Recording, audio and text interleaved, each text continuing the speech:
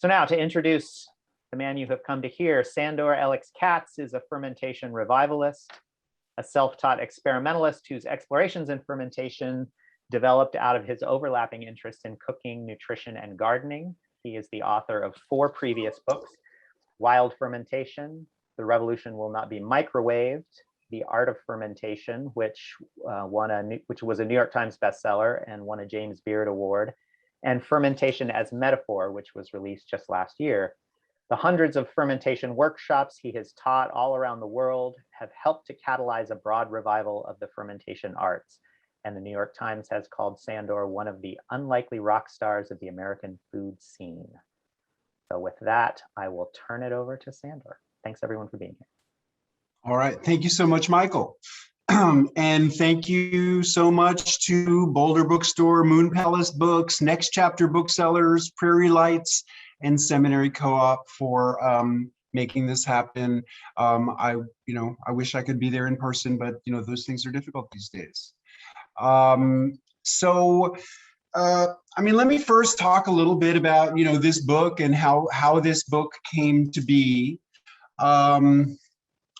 As many of you probably know, I have no formal background in any of this. Like, I didn't go to culinary school, and I never was a chef. I didn't study microbiology or food safety or anything like that. I'm just someone who loves food and enjoys cooking.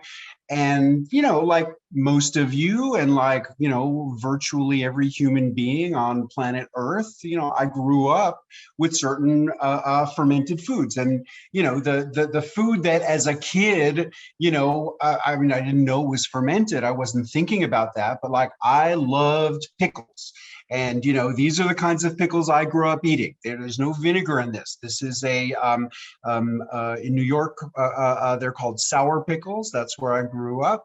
A lot of other places in the US, people call these kosher dills, but, they're fermented in a brine with some garlic and dill, and you can put in other seasonings. And just as a kid, I was crazy about pickles. So, what I now understand this to mean is that, I was drawn to the flavor of lactic acid. And my grandparents came from Belarus, and in Belarus and the cuisines all around Eastern Europe, the flavor of lactic acid is a really prominent flavor, and I was really drawn to that flavor. When I was in my mid-20s, I spent a couple of years following a macrobiotic diet, and macrobiotics places an emphasis on the digestive benefit of pickles and other live ferments. And, I started noticing, once someone pointed it out to me, I started noticing that these pickles that I'd been eating my entire life, whenever I would eat them, I could feel the salivary glands under my tongue squirting out saliva. And I started really kind of eating them more regularly, not only because I loved the flavor of them, but also because, I felt that they were improving my digestion, and I was just associating them with good health. But I was still living in New York, and, they were abundantly available in delicatessens, and I wasn't really thinking about making them myself. But in 1993, I moved from New York to rural Tennessee, where I still live 28 years later. And I started keeping a garden. And the first year that I was gardening, we had a beautiful row of cabbages. And, I was such a naive city kid, it had never really occurred to me that all the cabbages would be ready at about the same time. Now it seems like that's obvious. Why didn't I anticipate that? But, when I was faced with that, a fairly, kind of typical agricultural situation, like a period of great abundance, followed by a period of scarcity, I decided to learn how to make sauerkraut. I loved sauerkraut. I knew that sauerkraut had something to do with preserving cabbage. And, I looked in the joy of cooking. I learned how to make sauerkraut from the joy of cooking. The first sauerkraut that I made was so delicious. And I couldn't believe how simple the process was. And, I just started playing around. Like, what happens if you put carrots in it? What happens if you put turnips in it? And I just started experimenting, and then I made a country wine out of blackberries. And, then I started making yogurt, and then I started a sourdough. So, I just kind of like slowly went down the rabbit hole of fermentation and started, experimenting, learning what I could. It was a personal obsession. I shared it with my friends, and maybe 5 years later, I got invited by some people I knew to teach a sauerkraut making workshop at what they were billing as a food Skillshare event. And the first time I taught people how to make sauerkraut in 1998, I mean, because I had never experienced any fear about it personally, I learned that a lot of people are terrified of the idea of cultivating bacteria in a jar. And, from that first workshop, and, at virtually every workshop I've taught, and I guesstimate that that's about 1,000 workshops. But the question came up, how can I be sure that I have, good bacteria growing in my jar of fermenting vegetables and not some, dangerous bacteria that might kill me? So, that forced me to do a little bit of reading about the phenomenon of fermentation, and I learned what a strategy for safety this is. When you create the conditions for the lactic acid bacteria to thrive, well, they create acidity, and it's very elegant and convenient for us that acidity inhibits the growth, kills like all the bacteria that are associated with sickness. The pathogenic bacteria can't tolerate an acidic environment. So, it's crazy, but there's no case history of illness or food poisoning from fermented vegetables anywhere. Like this, this is actually primarily radishes fermented. I call it radish kraut. But this is safer than eating raw vegetables, statistically speaking. And I hope you're not worried about eating raw vegetables, because you've heard of a couple of obscure cases of people getting sick from bacteria that found their way onto raw vegetables. But anyway, fermentation is a strategy for safety. And, my first teaching experience really, gave me a reason to investigate the phenomenon more deeply. And then this was an annual event. So 1998, 99, 2000, I was teaching at this annual event. 2001, I had a conflict. And I decided to write down my fermentation recipes and send them to the event so I could be present without being physically present. And that was the first iteration of wild fermentation. And as soon as I wrote it, I was like, this is interesting. Like, I have a lot to say about this, and I have a lot to learn about this. And then I found Chelsea Green, and they agreed they gave me a contract to write a book, and I wrote Wild Fermentation. And I was living at the time in a community, and I had a very low overhead lifestyle, and I didn't have a full-time job, and it was. And I had skills for sort of organizing events. So I organized a 5-month-long book tour. And I traveled all around the US in food co-ops, at universities, at farmers markets, doing little sauerkraut making demos, giving people tastes, and trying to sell books and get people interested in fermentation. And, what began as a book tour for Wild Fermentation just never ended. It got, I've had a hiatus from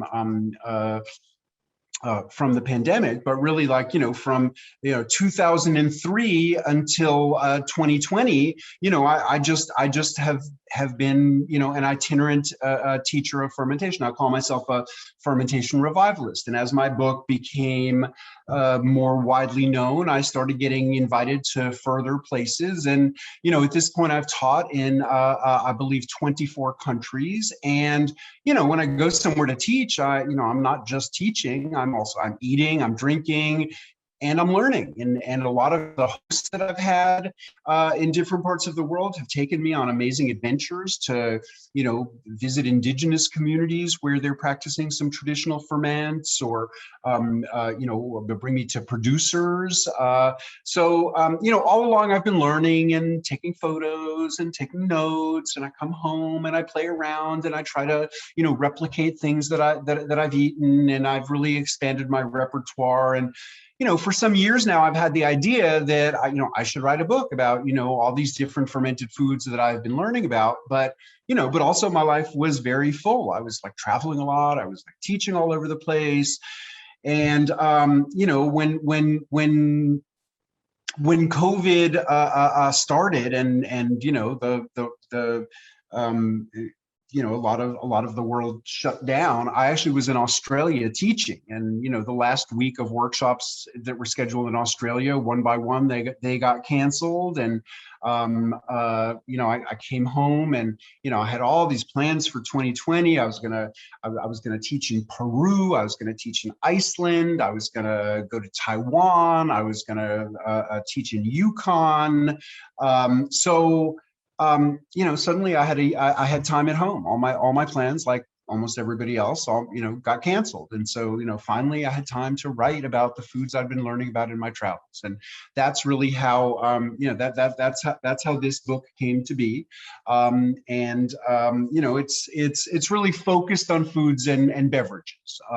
There are recipes, there are stories, lots of photos, lots of information. I started the project imagining that I would organize it geographically. This was my trip to China and some things that I learned in China. This was my trip to Colombia, and these are some things I learned about in Colombia. But I don't know, as the project moved forward, I realized that organizing it thematically just made more sense. That as a generalist, really the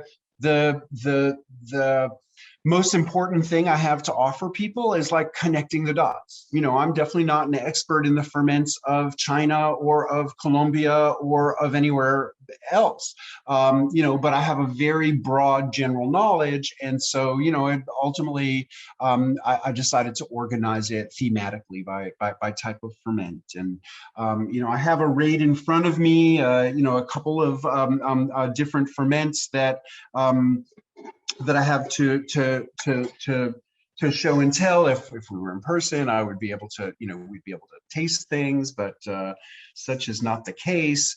But when I went to China, and China is one of the places where I went where I did not have a teaching gig. I went to China to learn. And a woman I became friends with, who I originally met when she was a student and came to one of my residency programs, Mara Jane King. She grew up in Hong Kong. She actually lives in Boulder. I mean, she was one of the founders of Ozuke, which is the fermented vegetable company in Boulder. But her mother lives in Hong Kong, and she was telling me about that her mother had been visiting like a small village in Guizhou for decades and become really close to some people there. And her mother was always telling her about all this exciting, fermentation and other kinds of food preservation that they were doing in this village, Chinfen. And, Mara had never been, and her mom really wanted her to come. And, finally her kids were big enough and her business was stable enough that, she could go. And she invited me to come along, and we invited this guy who I knew, who's a videographer, to come along and document it. And, we actually produced 8-10-minute videos that are available on YouTube. If you just look for People's Republic of Fermentation, you can find them. But really, like, the specific thing that I was most interested about learning about in China was methods of pickling vegetables. I mean, every historical account I've ever found about the history of sauerkraut, which was my gateway into fermentation, points to China. And it's the idea that the nomadic people of Central Asia encountered the Chinese techniques for preserving vegetables through fermentation, and sort of spread the techniques westward towards Europe and into Europe. I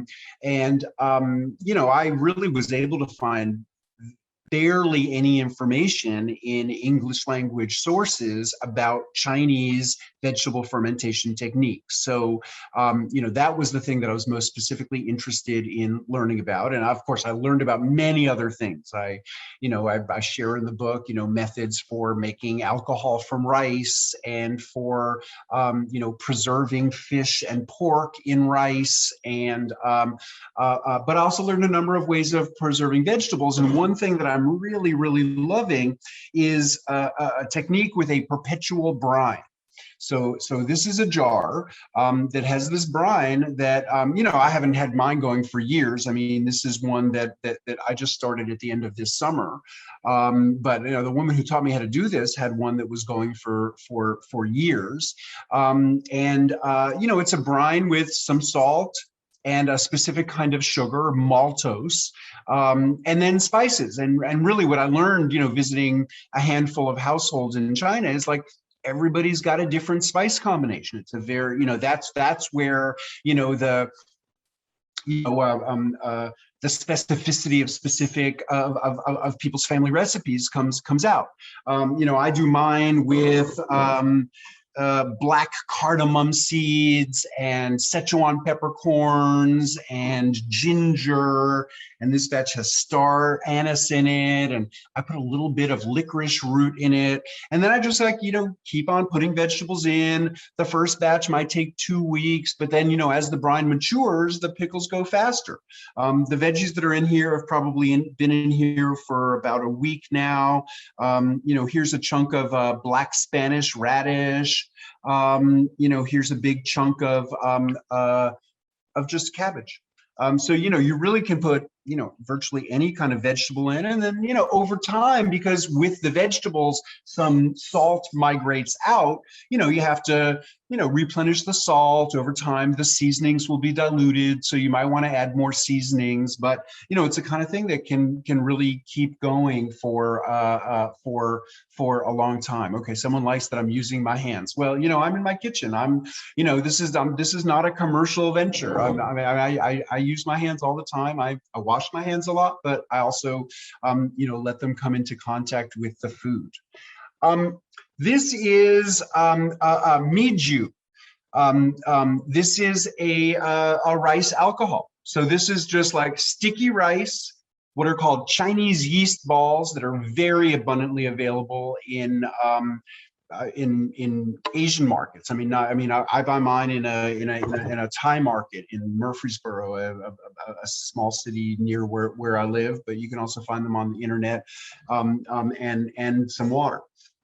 And you can see, well, I shook it around a little bit, but you can see that the rice solids are actually floating, because there's an active fermentation happening, and the carbon dioxide is lifting it all up. And in another week or so, this will be nice, strong alcohol. At this point, it's pretty sweet, because there are enzymes in these Chinese yeast balls that are akin to koji, that break down complex carbohydrates into simple sugars, saccharification.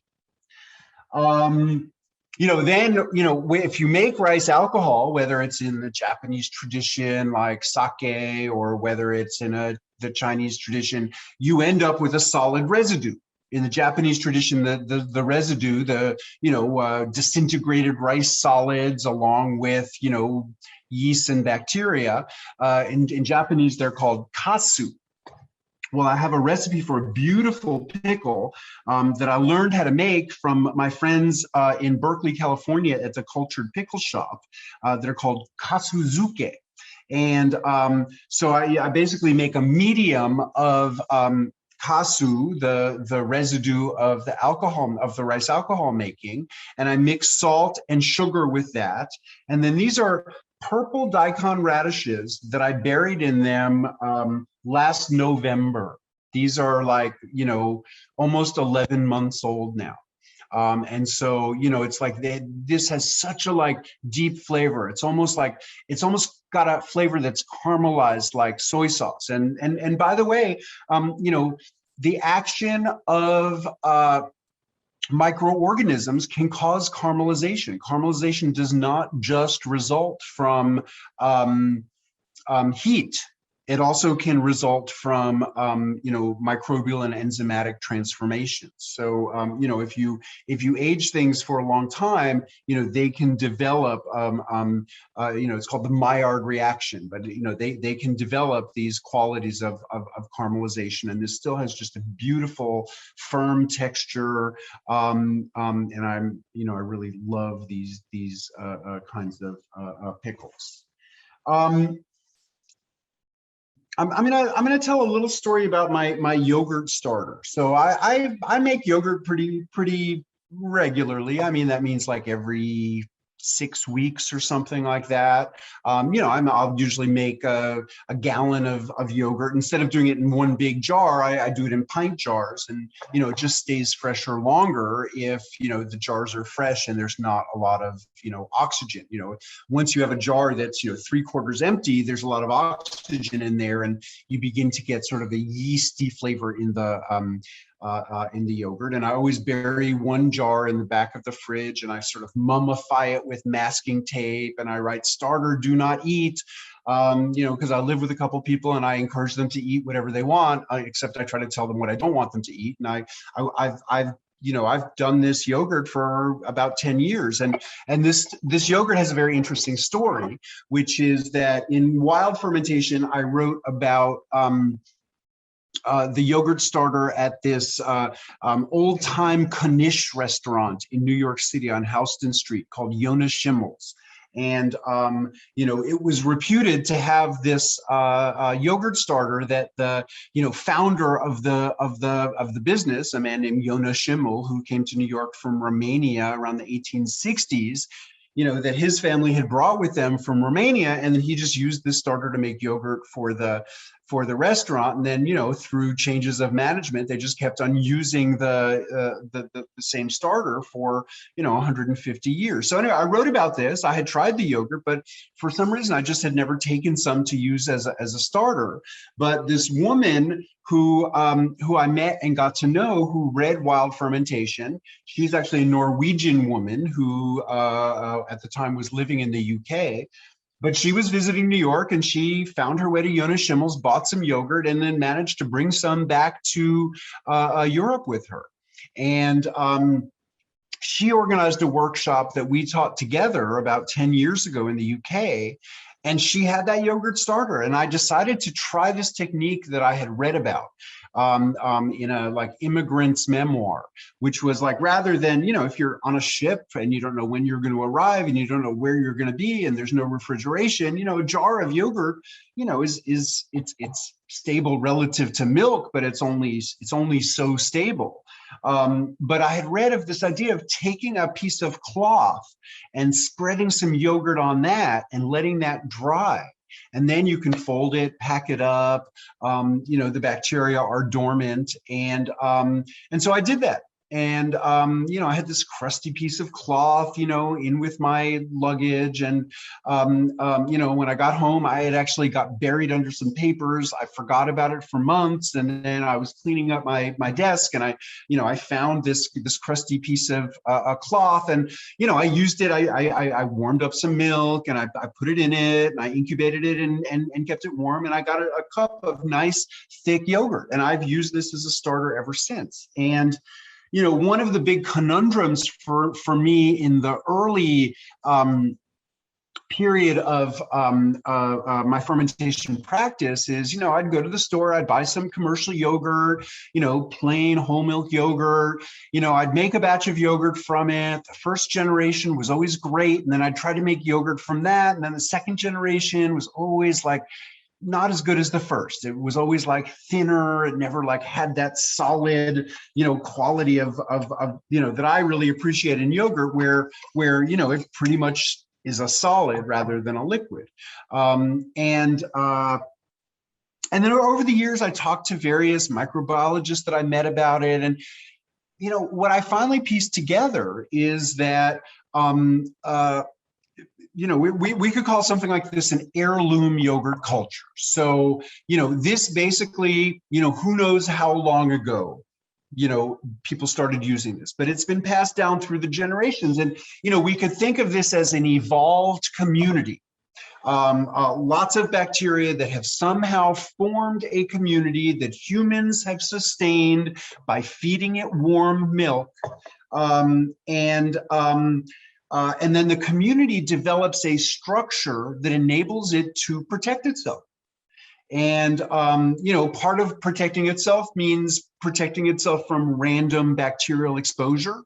Part of protecting itself is protecting it from, there are viruses called phages, which are believed to be the most, if you consider a virus a life form, phages are considered to be the most numerous life form on Earth. Phages are everywhere, but phages can cause problems for bacteria. And in many cases, phages protect us because they can prevent pathogenic bacteria sometimes from developing in us. They become diseases for bacteria that could be diseases for us. But anyway, I mean, phages, can potentially get in the way of the continuity of bacteria over time. So, like a stable bacterial community has the ability to protect itself from random bacterial exposure and from phages. And when the early microbiologists started looking at yogurt under a microscope, they saw all of this biodiversity, and they were basically scared of biodiversity. They thought that unknown bacteria constituted a danger. What we know now, with our trillion bacteria that each of us is host to, is that, biodiversity protects us. Biodiversity protects the yogurt, but they were suspicious of biodiversity, and so this very renowned early microbiologist Elie Metchnikoff, who won a Nobel Prize, one of his projects was to sort of isolate from yogurt samples from Bulgaria the specific bacteria that was functionally necessary to produce yogurt and get rid of all the rest. So at this and he identified Lactobacillus bulgaricus, Streptococcus thermophilus, and so all yogurt has those, and sometimes a second or third batch, but commercial yogurt almost across the board is made from pure culture starters. That means isolated bacteria, and that gives us a lot of versatility. I mean, I use pure culture starters sometimes myself, but pure culture starters have limitations, and one of them is continuity over time, because generally they are more susceptible to random bacterial exposure as well as to phages. So that's why the yogurt that I was buying at the store was great for the first generation, not as good for the second generation, and completely non-functional for a third generation. So I kept going back to the store and buying more starter, but it always was this nagging question, how did this food ever get passed down through the generations, if it couldn't be perpetuated? And so anyway, in the book, I have a whole discussion of heirloom yogurt cultures. And also, in a lot of places there are, people use botanical ingredients, ants, chili pepper stems. I mean, there's a lot of different things that people have used as yogurt starters. But frequently, like if people lost their starter for some reason, they're in different places. There were different ideas about what you use as a starter to make more yogurt. Anyway, I can go on and on, as you can see, and I'm happy to, but it'll certainly be more interesting for you and also for me if if we get to some of your questions. So, Michael, has anyone asked any questions? And please, if more people have questions, ask them. Usually, I find that like the first question is a little like pulling teeth, but like once they start coming, people have a lot of questions about fermentation. This is what I have learned doing this. We do have a couple, Sandor, that we could look at right now. One, Tawny asked whether you ever use an airlock for fermenting, whether you're still kind of an open fermenter, quote, open fermenter strictly. She asked, before you started some of your show and tell, she asked if you were on a laptop, whether you could kind of show us, whether you had the capability to show us a little bit of your setup around there. And also asked whether you mess around with kefir or water kefir in your fermentation. Okay, I'm gonna answer that first. I mean, sure. I mean, I've played around a lot with kefir and water kefir, but I don't maintain them on a regular basis. I mean, really, like, although I haven't been traveling a lot in the last year, in my life as a traveler, like those are the most impractical things to maintain over time because they're like having pets and, they need to be fed. So I'm not currently maintaining either kefir or tibikos, which is what I like to call a water kefir. In terms of airlocks, I mean, I use airlocks most often in making alcohol. So, I mean, the thing is, the good light is on me here. Let's see. So, back there, you can see a carboy, some blueberry wine that has an airlock on it. So, I mean, I do use airlocks, but I mean, for fermenting vegetables, not generally, but so every year I make a big batch of radish kraut. I have a friend who's a biodynamic farmer. He plants daikon radishes and other radishes as a cover crop. And, actually this Saturday I'm going there. But I go, this is like the 15th year in a row that I've gone either in late October or early November with a pickup truck. And I pick hundreds of pounds of whatever he's got abundant. Last year's batch, this is like, one of the last jars of last year's batch, but you can see it's pink because it was mostly these watermelon radishes. And then the pink pigment of the watermelon radish just sort of spreads and dyes the whole thing. I mean, I've used various methods. I mean, for years I was using a 55-gallon oak barrel that I got from the Jack Daniel's distillery, and I mean that worked really well. But the limitation of it was, especially because of the shape of a barrel, the lid with a weight that I had resting on it wasn't able to cover the entire surface. And so, as I went further down, there was a growing exposed surface. So every time I would harvest some of the kraut, there'd be sort of like a moldy, yeasty part that I would always skim off. But over the course of 50 gallons of kraut, I'd probably throw away 5 gallons of it into the compost. And at some point, maybe it was visiting my friends at the Cultured Pickle Shop, maybe it was somewhere else, but I became aware of the existence of what are called variable capacity fermentation tanks. And they're stainless steel. And in general, I would advise people not to make sauerkraut or any kind of acidic ferment in any kind of a metal vessel, because household stainless steel, something like this bowl, yeah, can you see how scratched up it is? Anywhere where it's scratched, the stainless coating comes off and it can start to corrode. And, I sometimes get little rust patches on some of my stainless steel tools. But these variable capacity tanks that are made for the wine fermentation industry are made with, this heavy duty industrial stainless steel that, really effectively resists corrosion. And then what variable capacity means is that it's a big cylinder. I mean, they make different sizes. You could get usually they're from Europe and they're in liters. So you get a 50-liter one, a 100-liter one. I have a 200-liter one, which is about 55 gallons. And but then there's a lid that fits inside of it. And I'm going to get the lid, which is right over here. And you can see that there is like, there's basically like a bicycle inner tube around it.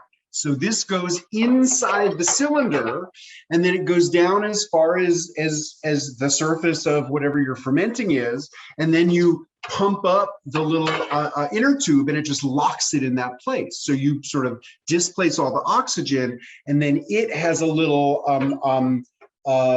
pressure valve, so that like the carbon dioxide pressure can be released without letting oxygen in. So, I mean, actually, when I use this, I mean, I have zero waste. I'm not throwing any of it away. There's nothing to skim off and get rid of. And so I really appreciate that. And so, once a year I'm doing these big batches, and most of the time I'm doing small batches in jars. I mean, I do a lot of stuff like, okay, all summer I make small batches of, cucumber pickles like that. And then, as I eat them up, I save the grape leaves that help keep them crispy and the garlic. And I eat the garlic and I cook with it. The grape leaves I make dolma out of. And in my new book, I talk about how to make dolma out of the grape leaves from your pickles. I talk about fermenting whole heads of cabbage, which is how they do it in southeastern Europe, and beautiful things you can make, stuffed cabbage dishes like sarma with those soured cabbage leaves. So the short answer is occasionally, I mean, in my big batches, I do. In small batches, I'm really so content to just like skim a little yeast off the top. It's just, it doesn't trouble me at all. I know some people are very troubled by, for me, the problem, I mean, there's all these elegant systems that people have created. There's the Chinese design, which in the US, mostly we're getting these German ones called harsh crocks, but it's really a Chinese design where there's a little moat around the outside that you fill with water, and then a lid that you put in it. That works great as long as you don't look in it. But if you're, if you're obsessively interested in like looking, smelling, tasting like I am, then you keep defeating the purpose of it and letting oxygen in, and you'll end up with a little surface growth anyway. So I'm just not put off by it. I just deal with it. I don't, I really do not believe there's any indication that there's any danger to it. In China, I watched, the chef of this giant restaurant with like 500 seats took us to his pickle shack, and he wanted to show us some of his pickles. They had these big like ceramic pot-belly shaped vessels, each maybe about 100 liters. And he was opening them, and they all had like a little web of calm yeast on the surface. And we're videotaping and taking pictures, and he's just mixing it in. Like he was completely unself-conscious. And my general observation is that the people who have the most intimate connection with these processes are just don't even think about it. It's just like such a normal part of the process that they just don't worry about it. Great, thanks. Thomas asks, what's your favorite fermentation recipe that you learned while traveling around, reviving people's interest in fermentation? Is there one or a couple that stand out from the book? I'm favorites are really hard for me. There's this other, Chinese style pickle that I've been making that I really love. I mean, I love the pao tsai also, what I was talking about earlier. This is a rice water pickle. And the brine for it is basically like I took some sticky rice, I toasted it in a dry cast iron pan, and then I boiled it in too much water for like 10 minutes. Then I strained it out. I incorporated the rice into something I was cooking that day. And then I just took this like starchy rice water, cool it down to body temperature, add some salt, garlic, ginger, and then, this has a slice of cabbage, an onion. Oh, okay. Actually, I see a very special vegetable that I'd love to show off that I grew in my garden that I forgot that I put in here. Here, this is a tool that I really like that's becoming more and more available. Is just little glass weights. It really helps make a jar a more effective vessel. because it just makes it easy to hold everything down. And, until I started seeing these, I did this in various improvisational ways, but a little glass weight is very, very handy, and they're really quite widely available. And one of the veggies that I have in here, this is called a winged bean.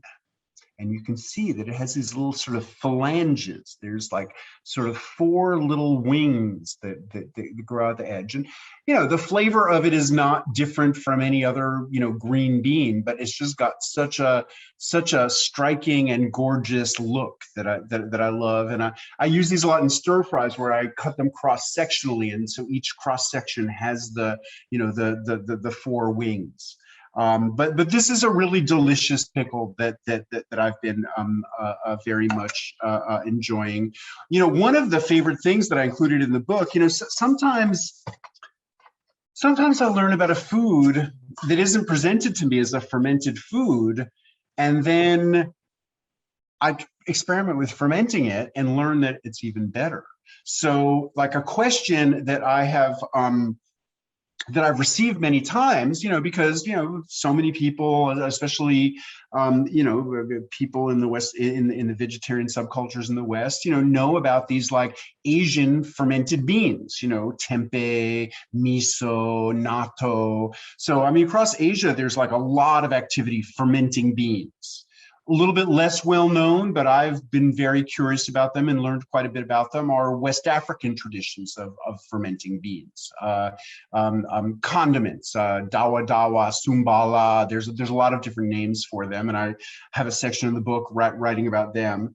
But there's not really much in the sort of Western traditions of fermenting beans. And so when I learned about this food in Italy called farinata, that's basically a little chickpea cake, all the recipes that I found, emphasized like you want to leave it for, at least a few hours, 4 hours, 8 hours, and they always explained it as like for the water to fully absorb into the chickpea flour. But, anytime a recipe is telling me to leave something to sit for 8 hours, what I start thinking is, why not leave it longer? Why not let it ferment? And so I have been fermenting farinata, and, and so it's not a traditional ferment. It's something that I experimented with a traditional dish and started fermenting it. And I just think it's better. I think it gets lighter, it gets more delicious, but I actually just mixed up this batter today. So this is just like a pretty thin batter of chickpea flour and water.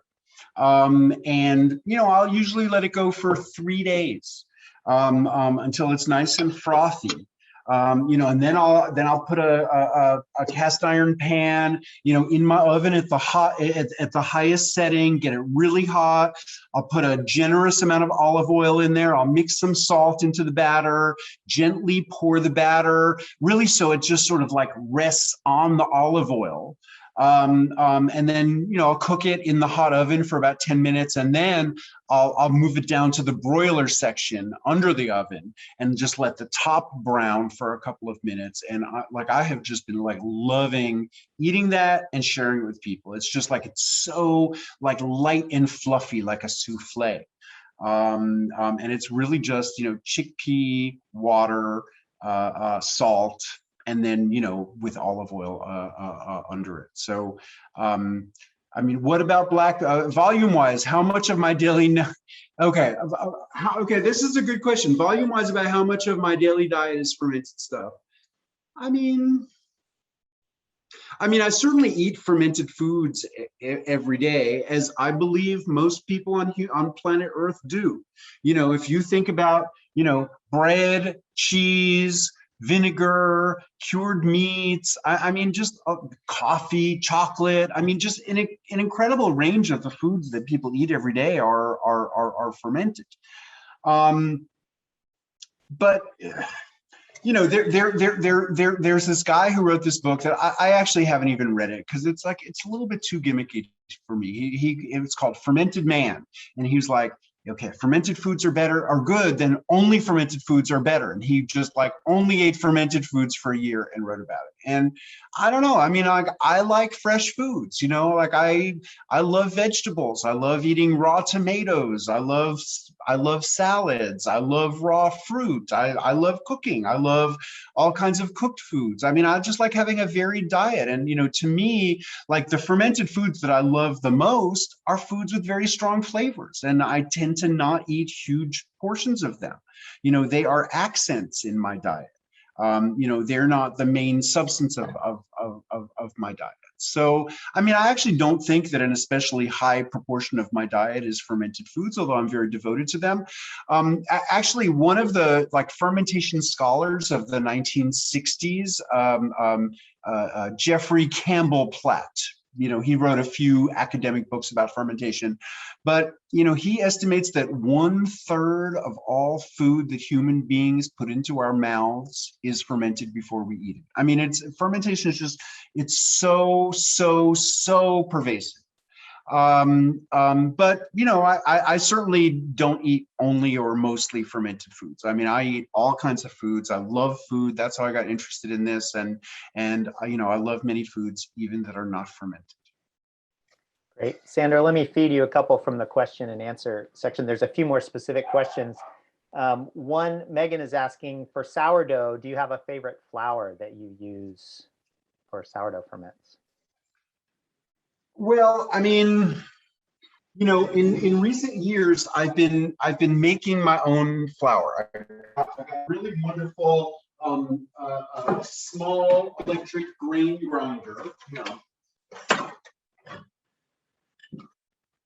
you get to witness the chaos of my kitchen. But I've been just grinding my own flour in this little electric grinder. So I mean, you know, mostly I use whole wheat flour. I use rye. I make 100% rye breads. I make breads that mix different grains. I love seed breads. Like probably my very favorite bread is German sunflower seed bread. So, you know, I soak sunflower seeds, a very high proportion of sunflower seeds, and like the wheat is just like the glue that holds the sunflower seeds together. I think it's in wild fermentation. I have a sunflower seed bread recipe. But honestly, I don't eat a lot of bread. I mean, you know, I really like the stuff you put on bread ultimately more than I like bread. So, you know, I'm not like an everyday bread eater, but like, you know, when I do make bread, you know, maybe I mean, in the summer I don't make bread, but in the winter I like to make bread. And sometimes actually a friend of mine visited today and brought me some bread that she baked. So I mean, I like eating bread, but generally I'm just using whole wheat flour. You know, I use white flour. I'll use like all-purpose flour sometimes if I'm like baking a cake or something like that, but I don't put that in bread. Great. Amber asks, do you have fermentation recommendations for people with histamine issues? Is that something that has come up? Well, okay, let me just say one other bread thing, and then I'll talk about histamine issues. But like one thing I have in Fermentation Journeys is this like really different kind of bread. Like you don't need a sourdough starter for it. It's an Appalachian tradition. It's called salt rising bread. You know, it's not even risen by yeast. It's actually risen by a bacteria called Clostridium perfringens. And you create a hot environment. I used my oven with a pilot light on. You want it to be a little bit above body temperature, like 104 degrees Fahrenheit is like, you know, the ideal temperature for it. And, you know, you put a little bit of, you know, flour, water, a tiny bit of baking soda and or salt to create a little bit of alkalinity in there. And then it just develops this like, you know, really, really strong aroma. And the bread has like, I love the flavor of this bread. It's very particular. Like it doesn't taste like a typical bread does, but it's really delicious. And you know, I really love making it once in a while and sharing it with people because it's like so special and so different. Histamines. I mean, I have become aware because people ask me about this pretty regularly that fermenting vegetables can increase the histamine levels in them, and that some people who have sensitivities to histamines have a problem. I wish I knew more about this issue. I mean, ultimately, I am like, I'm a food lover more than I like to talk about the nutrition and health aspects of food, but that's not my expertise. And, I don't really, have, good advice to offer people, in terms of, how you can enjoy fermented foods if you have histamine sensitivities. I wish I knew more. Great. Katerina says, my vinegars taste great and even create a mother, but after a few months, they lose acidity and become watery. What am I doing wrong? Okay, yeah. You're not protecting them from oxygen. Like, if you notice when you buy a bottle of vinegar, it is always very tightly sealed. And, part of the reason for that is that, okay, the bacteria that metabolize alcohol into acetic acid are called acetobacter. They are aerobic organisms that need oxygen in order to function. And this is why people use airlocks when they make alcohol, because in the early stages of making alcohol, there's always carbon dioxide at the surface displacing oxygen. But as the fermentation slows down, there's less carbon dioxide being produced and more opportunity for oxygen to be at the surface. So for acetobacter, which are pretty much always there, to begin metabolizing alcohol into acetic acid. Well, if your vinegar is not pasteurized and has access to oxygen, then these same bacteria, turns out, can metabolize the byproduct that they just produced, acetic acid, vinegar, into carbon dioxide and water. And so, if it is not, pasteurized to kill the bacteria and or protected from oxygen, those bacteria will go ahead and digest the acidity that they just produced.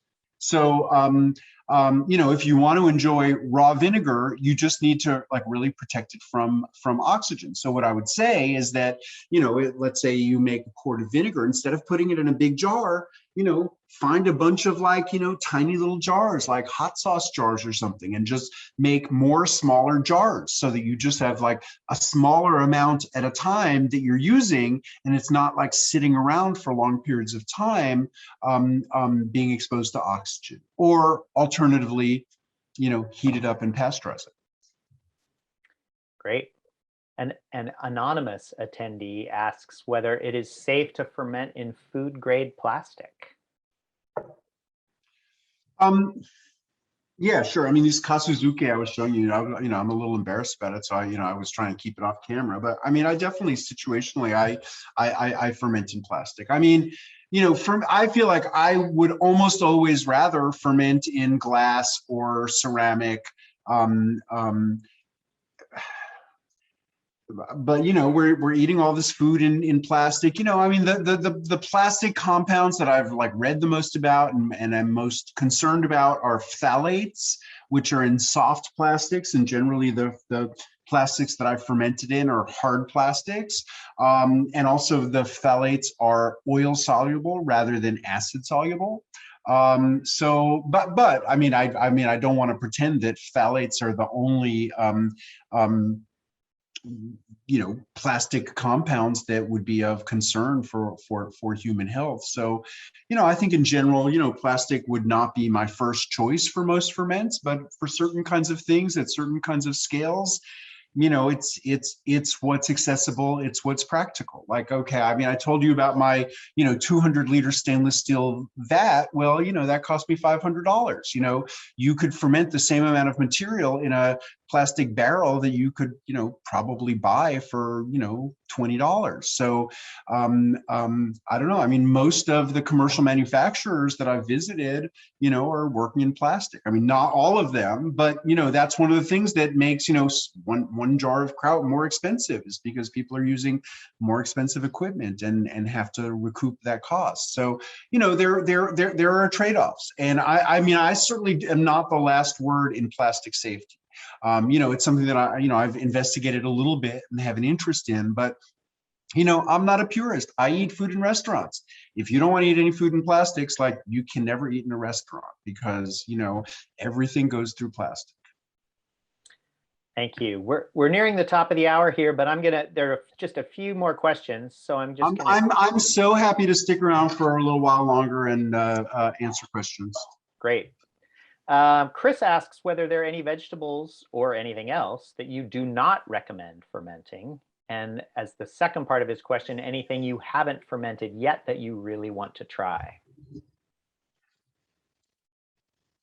Well, okay. I mean, in terms of things not to ferment, I mean, I wouldn't say that there's anything categorically that you should never ferment. I mean, certainly there's things I like better than others. I mean, okay, one thing I always get asked about is zucchini.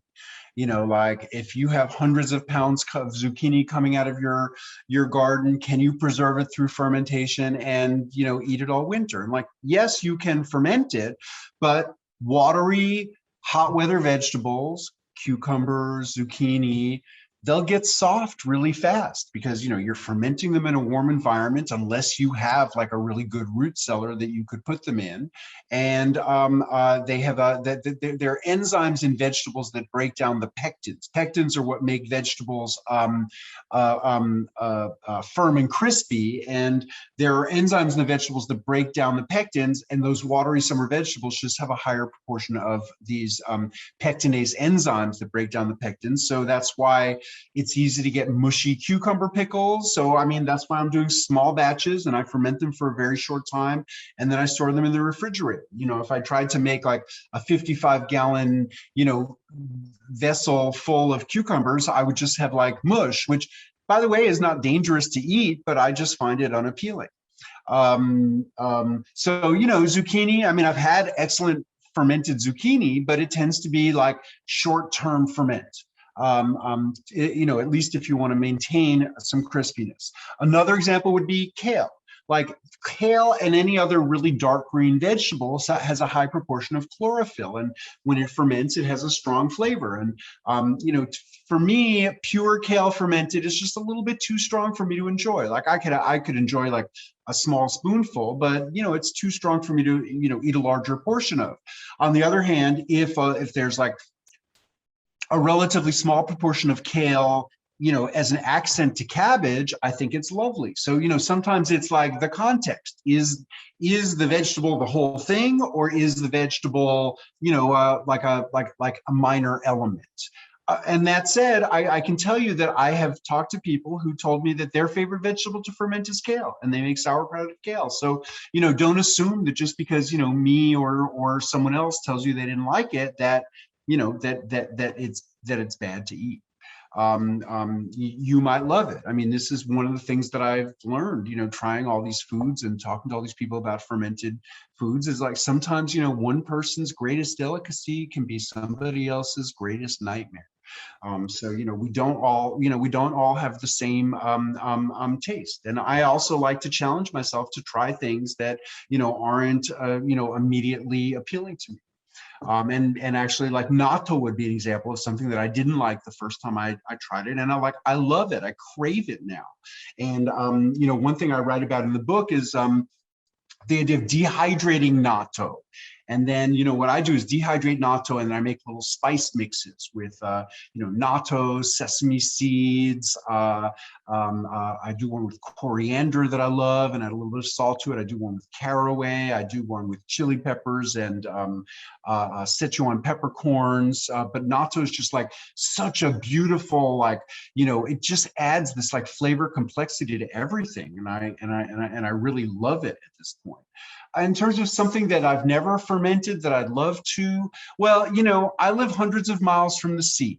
And, I'm really, I've played around a little bit with fermenting fish and shrimp, but there are some really amazing traditions that I've learned about, and I just don't have the kind of access to, to good quality fish or shrimp to experiment more. But that's something that, like, I really like. I've experimented a little bit. I've written about it, in this new book, and also a little bit in the Art of Fermentation. But if I lived in a coastal place where I had access to good fish and relationships with people who would call me up and say, like, oh, we have so much of this fish that we don't know what to do with, we'll sell it to you for really cheap, I would be making a lot more like fish sauce. And fermented sushi is something that I'm writing about, that I wrote about in this book. And the Chinese method that I learned for fermenting fish and rice. So I would say working with fish and shrimp and other seafood would be the thing that I would love to do more of at some point. I'm going to just ask questions as a disembodied voice here. Carrie asks whether you ferment different foods in the summer versus the winter months, or whether you introduce heating, supplemental heat to compensate for different seasons or change your mix up. Well, okay, first of all, I have to explain that I live in an off-the-grid situation. I have as much sun, as much electricity as I can get from the sun. So I don't really use anything that like involves a heating element. I do have a little incubator where I make like tempeh and koji, which require maintaining an 80 to 90 degree Fahrenheit environment, and I just use an incandescent light bulb as the heat source. But that's just 24 hours for tempeh and 48 hours for koji. But in terms of maintaining a particular temperature for a long period of time, I don't really have that capability where I live, so I don't much do it. But I definitely ferment different kinds of things at different times of year, and I also, so for instance, this big batch of kraut, like, it's not just random that I'm making it at the end of October. That's when the temperatures are cooling down. I'm in a t-shirt, my door is open, like it's still fairly warm here. We just, the last 2 nights were the first time we were down in the, mid 40s. In the summer, days are in the 80s and nights are maybe 70 degrees. And so, you can ferment vegetables, but you can't preserve them for long periods of time at those kinds of temperatures. And in Vermont once, Doug Flack of Flack Family Farms brought me into his cellar, and he shared with me some 3-year-old kimchi that, in a well-built root cellar in Vermont, stays the earth temperature all summer. And, there you could preserve it through the summer. But, where I live, it's not really practical to preserve food through the summer or that kind of food through the summer. But also there's no necessity to. Like, the thing is that these traditions have there's a practical element to them. Like, in the summer, there's plenty of fresh food to eat. You don't need to rely upon preserved foods. In the winter, there's very little fresh food available. And so, the preserved foods become more important. So, I would say in my fermentation practice, there's definitely like a seasonality to it, or like a seasonal like logic to it. But, it's not so much that I'm not really like manipulating the temperatures much. I have a refrigerator. I use the refrigerator as a fermentation slowing device, which is really what everybody uses the refrigerator for. So when I have things that are going to be more temperature sensitive like this, I just put them in the refrigerator. But that also means I can only do so much, because I just have, I don't have a giant walk-in refrigerator or anything like that. Great. Katerina asks about fermenting carob, like cocoa. Have you ever done that? Heard of that being done? I've certainly eaten carob. I don't know too much about the plant, and I've certainly never fermented it. I can tell. Actually, in my book, I have like a section about cacao fermentation. Photos from this cacao farm that I visited where they were fermenting, and cacao is this pod, and the seeds are each seed is within this like beautiful, sweet, juicy flesh. And, so you open up the pod and release this flesh with the cacao seeds embedded in the flesh. And I mean, basically the fermentation breaks down that flesh and also develops the biochemistry of the seed and the flavor that we love. I don't know too much. I don't think that carob is in a like juicy fruit like that. So, I mean, you can ferment anything. There is nothing you could possibly eat that cannot be fermented. And without ever having fermented carob, I can tell you that you could ferment carob, just because you could ferment anything. But I don't think it's like cacao, because I don't believe that carob is in like a juicy sweet fruit that will just spontaneously start to ferment. So I couldn't really tell you anything about how you would go about fermenting carob. Sorry. Great. Just a couple more, and then we're going to wrap things up. We've got two more. I think once we're done with these, we'll call it good. Megan asks about babies and fermentation. People in the US think it's unsafe, but in other cultures and other countries that people do it, right? Or do you have any thoughts about that? I mean, I don't know. All I can tell you is that, my nephew, who is 18 now, when he was teething on pickles. I mean, they just gave him pickles like this, and he'd just like walk around like, sort of like gnawing on it and sucking on it. And, any baby who is introduced to these flavors as an infant is going to love these flavors for the rest of their lives.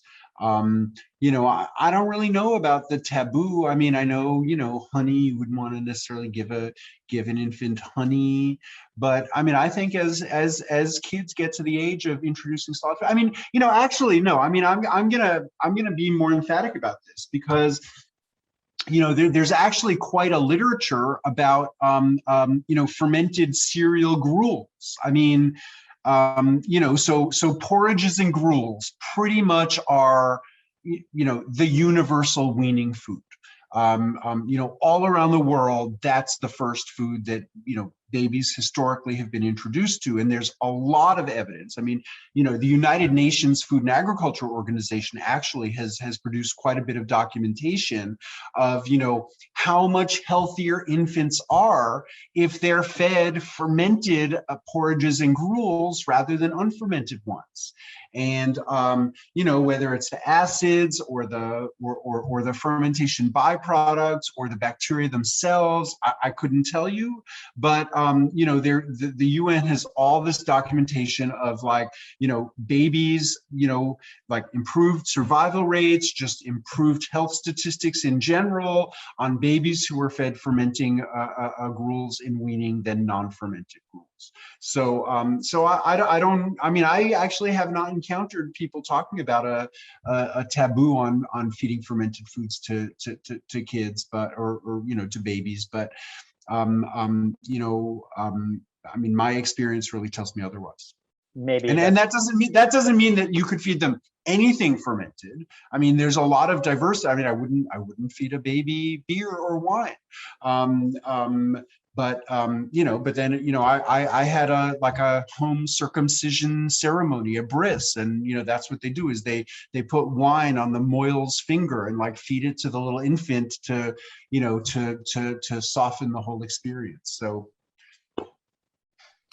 Great. And the last question is from Madison, just asking if you could talk a little about the process of writing your books and how you ended up getting published. Sure. So, before I wrote a book, I self-published a little pamphlet, a zine.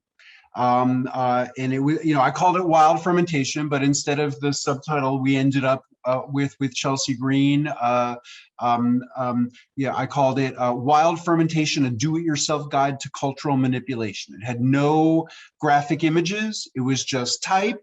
And it was like, all the fermentation recipes that I had made at that time in a little zine. And, when I approached, and I had maybe the luckiest experience I've ever heard of in terms of finding a publisher. And You know, I knew it wasn't going to be like Simon and Schuster or Random House, and that it would be some, you know, relatively small publisher. And I found this list on the internet that was like the 50 most innovative small publishers in the US. And it had a list of publishers, and then each one had a few, like, you know, key words of their main interests. And like, I read down that list, and Chelsea Green was like, you know, gardening, food, sustainability. And I was like, oh, okay, that's the one. And I wrote a letter to one publisher.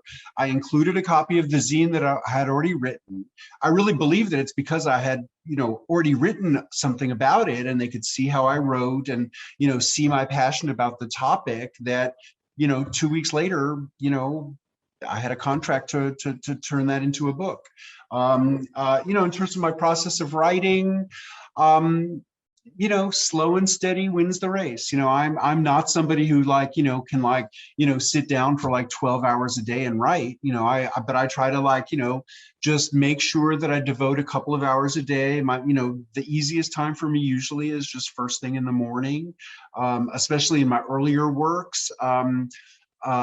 You know, now it could be different times of the day, but I just try to work on it every day. And I love writing about food because it's not all sitting at the computer writing. I mean, there's also, like, I'm doing all this practical experimentation. I'm developing recipes. So, you know, a lot of the times, like, you know, in my kitchen with, you know, just taking little notes on what I'm doing, and then, you know, evaluating my results and tweaking them a little bit. And so, you know, I mean, that's one of the things I love about writing about food, is it's not just like sitting there writing. It's also you know, experimentation, and, you know, it's activity on my feet. I'm making stuff that I love to eat, and you know, so there's a lot of different aspects of it. And because I was writing about my travels, you know, it was also, you know, just finding all these, like, you know, just like little scrappy, you know, journals that I had been keeping of, you know, of my travels, which, you know, were not well organized at all. And it was just like trying to find these things and find where the good information was. And it sort of like caused me to, like, get back in touch with people who had hosted me to try to, like, you know, sort of find out more about things we had talked about or tried. So, I mean, this particular book was a hugely collaborative effort where, you know, I you know, it sort of got me back in contact with, you know, lots of people in a lot of different parts of the world who I had met in my travels. Thank you very much, Sandor. And I mentioned that one of the silver linings of virtual events is being able to partner with such a great roster of bookstores. Another of the silver linings is getting to see Sandor in his natural habitat, I think, and where he can really do some show and tell, which is something that it's hard to replicate in a bookstore. So that was a treat to get to see some of the stuff you have in process. And a reminder that the book is shipping today from the printer. Bookstores should have it within a couple weeks. And thanks everyone for being here. It was really, I appreciate the questions, and it was great. Thank you all for joining us. Thank you, Michael, for making this happen.